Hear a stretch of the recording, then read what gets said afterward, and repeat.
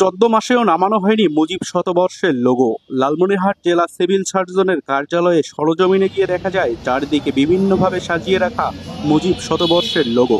এমনকি জেলা সিটিজেন চার্টারের উপরেও একই লোগো রয়েছে। এ বিষয়ে ভিডিও করার পরপরই সেই লোগো সম্বলিত ফেস্টুন নামিয়ে ফেলা হয়। এ বিষয়ে কথা বলতে নারাজ তারা এবং জিজ্ঞাসা করতে চেয়ার থেকে উঠে গিয়ে সাইডে যেতে বলেন সিভিল সার্জন অফিসে কর্মরত নারায়ণ চন্দ্র। দাদা আমি আপনাকে এমনি বলি, জিজ্ঞাসা করে ক্যামেরা দিয়ে না। আমি এখানকার কর্মচারী, আমি প্রবীণ কর্মচারী, চাকরি করেছিলাম 2 বছর। আমার তুমি আমার ছোট ভাই, তুমি আমার ক্যামেরায় ইয়ে নেবে কেন? আমি তো এই হেড না। প্রশ্নটা তো শুনবেন আপনি? প্রশ্ন তুমি ওটা আমি তো আপনার বিষয়ে প্রশ্ন করব। না, আমার বিষয়ে প্রশ্ন পরে করো।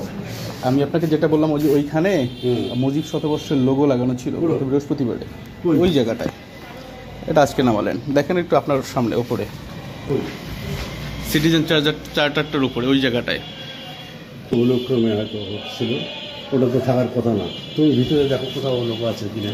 এদিকে দেখেন, ওমা এটাও তো খুলে ফেলছে।